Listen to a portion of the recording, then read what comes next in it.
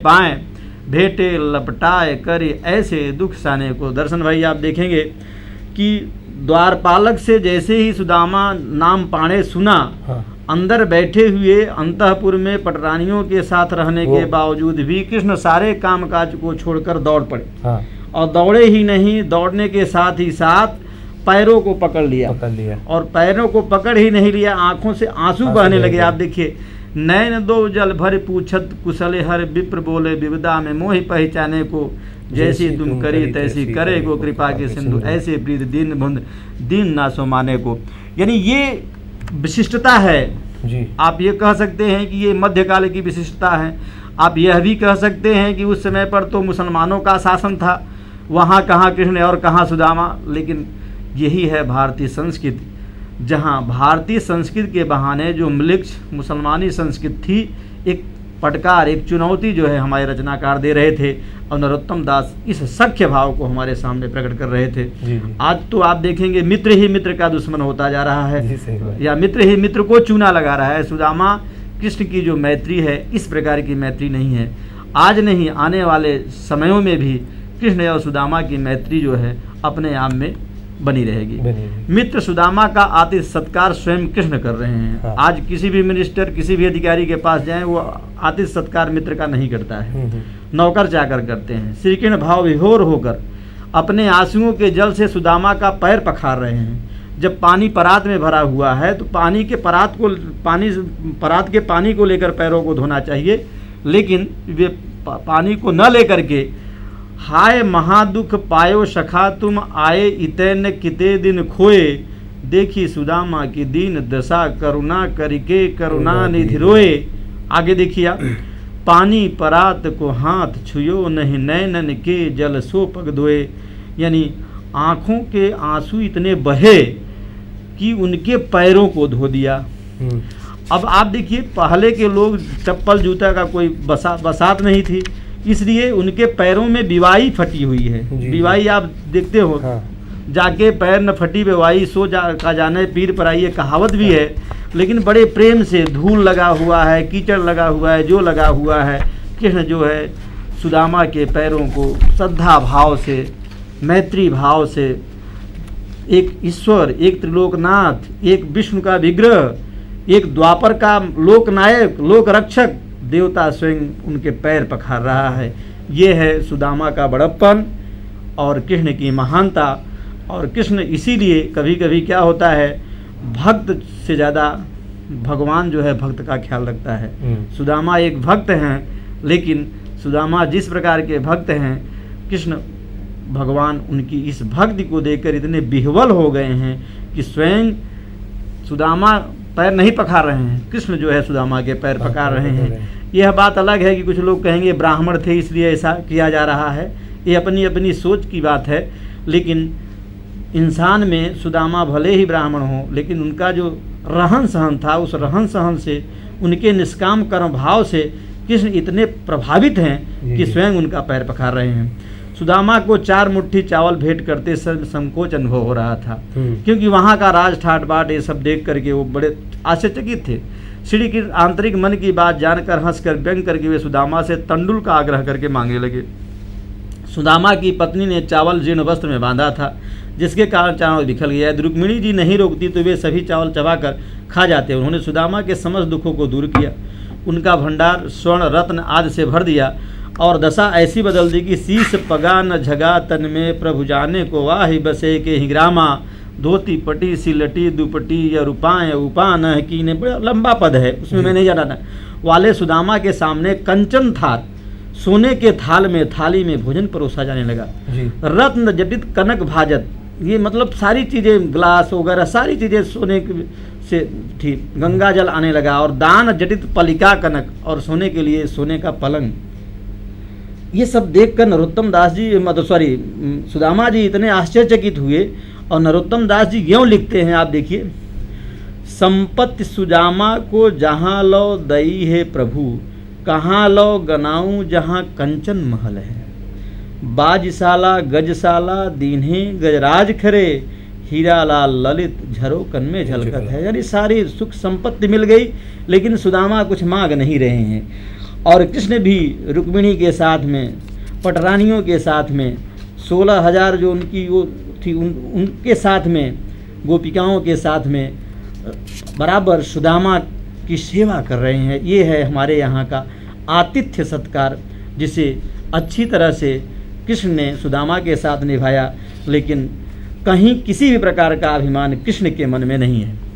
अब सवाल यह उठता है कि सुदामा की यह जो भक्ति भावना है या निष्काम भक्ति भावना है, या कुछ मांगे बिना उनको सब कुछ मिल रहा है। अब कुछ लोग ये कहते हैं कि कृष्ण चूँकि भगवान हैं, इसलिए भगवान होने के कारण वे उनके आंतरिक मन की बात समझ जाते हैं। आज के लोकतंत्र के नेताओं को भी इससे कुछ सीख लेनी चाहिए। आज अगर कोई दान करता है तो लोगों को बता कर करता है, परंतु या गोपनीय रूप से सुदामा को सब कुछ दे दिया कृष्ण ने।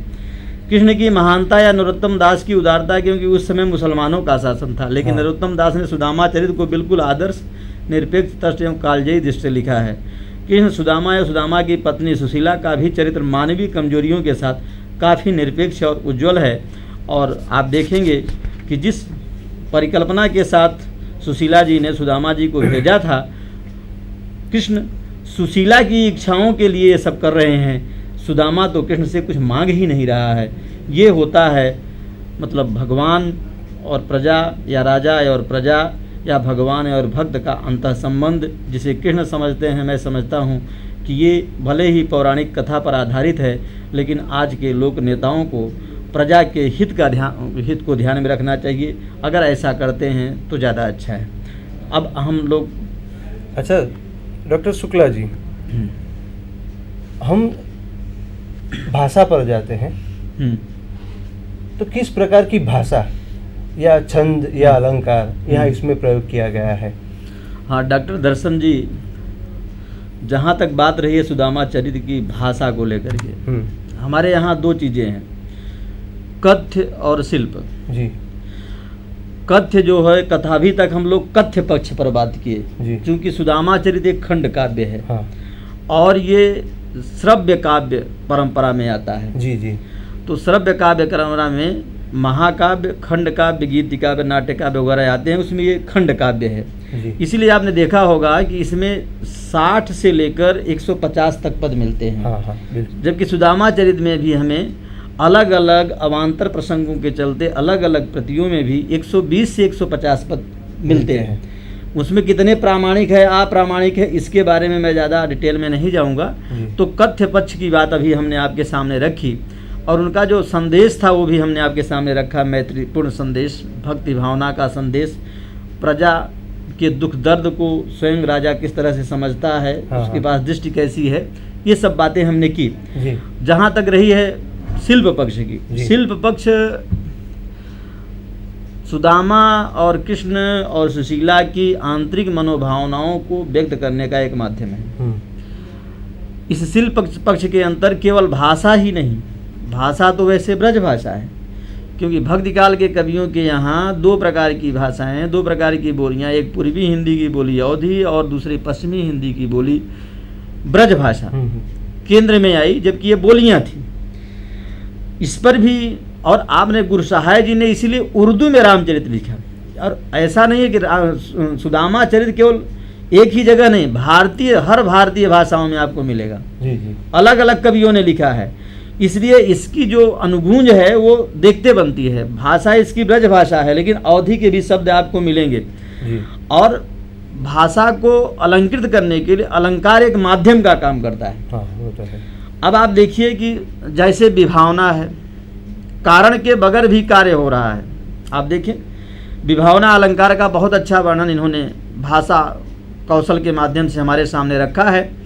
दर्शन जी आप स्क्रीन पर भी देख सकते हैं कि द्रौपदी ध्यान धरेव जबहीं तबहीं पटकोट लगे चहु फेरे, ऐसे दरिद्र हजार हैं वे कृपा निधि लोचन कोर के हेरे।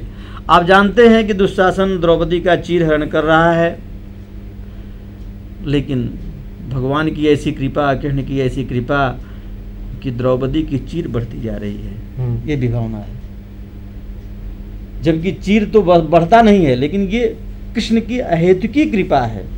तो ऐसे दरिद्र हजार हैं वे कृपा निधि लोचन कोर के हेरे, कि वो अपने भक्तों का कितना ध्यान रख रहे हैं। हाँ हाँ। अब आप देखिए कि ये सुदामा चरित्र में विभावना अलंकार यहाँ हम और आचार्यों ने निर्देशित किया है, लेकिन विभावना अलंकार होने के बावजूद भी द्रौपदी ध्यान धरे जबहीं तबहीं पटकोट लगे चहुफेरे। द्रौपदी ने ध्यान मात्र रखा। अगर ये इसी तरह से ध्यान मात्र से हमारे नेता लोग भी, प्रधानमंत्री और मुख्यमंत्री भी प्रजा का ध्यान रखें, ये केवल पौराणिक आख्यान नहीं है, ये आज के लिए एक दस्तावेज है, लोक मंगल की अवधारणा को विकसित करता है।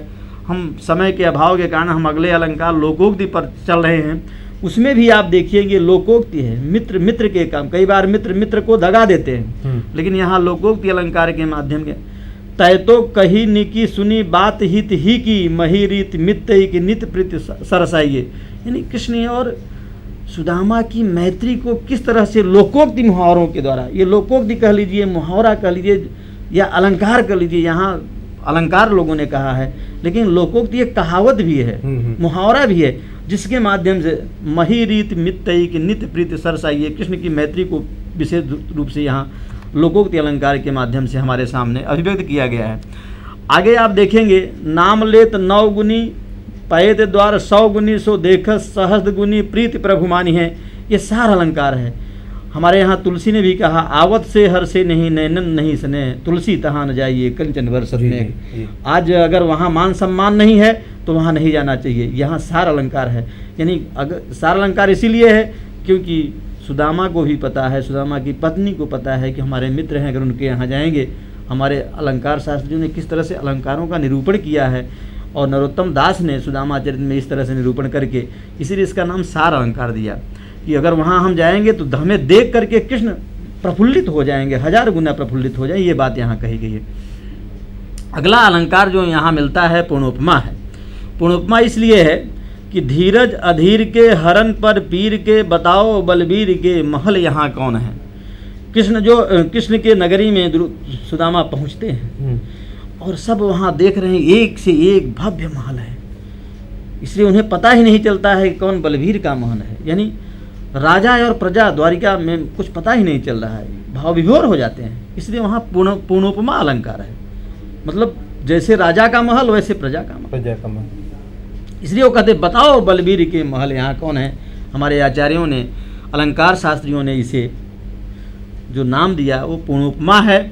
और आप देखिए कि इसमें एक प्रकार का गुण भी है, प्रसाद गुण। मैं बात भूलता जा रहा हूँ क्योंकि समयाभाव के कारण। प्रसाद गुण, माधुर्य गुण और ओज गुण भी अपने आप हमारे सामने आ रहे हैं। और ये कहीं न कहीं अलंकार के माध्यम से ब्रज भाषा के सौष्ठव को ध्यान में रख करके कवि ने हमारे सामने विवेचित किया है। आगे आप देखेंगे चंचला संयोक्ति और परिकर अलंकार हमारे यहाँ मिलेंगे। देखिए, कंप कुबेर हिये सरसो परसे पगजात सुमेर ससेट्यो, रंक तेराव भये तबहीं जबहीं भर अंक रमापति भेंट्यो।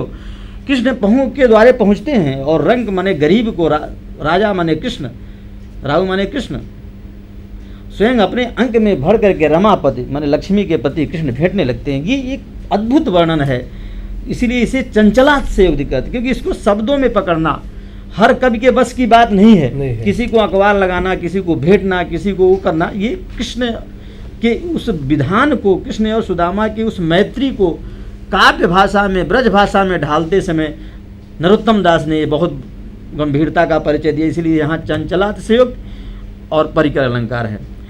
आपने देखा होगा कि अलंकारों में, शब्दालंकारों में, अर्थालंकारों में, उभयालंकारों में, उसमें एक अलंकार हमारे यहाँ आता है अनुप्रास अलंकार जी। नरोत्तम दास के लिए अलंकार महत्वपूर्ण नहीं है, लेकिन अगर काव्य में अलंकार एक साधन के रूप में प्रयुक्त हो जाए तो कोई गड़बड़ी भी नहीं है, वो सोने में सुहागा माना जाता है। इसलिए आप देखिए, एक अनुप्रास अलंकार का उदाहरण हम आपको देंगे, कुछ बातें करके हम अब जल्दी समेटने की कोशिश करेंगे।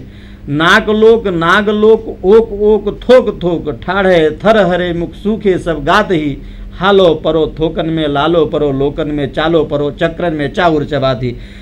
अब ना लो लो ओ ओ थो थो, ये सब अनुप्रास अलंकार के चित्रण हैं। यानी किस तरह से ब्रज भाषा का प्रास बैठाते हैं, ब्रज भाषा को काव्य भाषा बनाते समय किस समय अलंकारों का ध्यान रखते हैं, और किस तरह से प्रीतिकर बनाते हैं, जिससे लोक आस्वाद बने। ये उनकी खास विशेषता रही है दर्शन जी।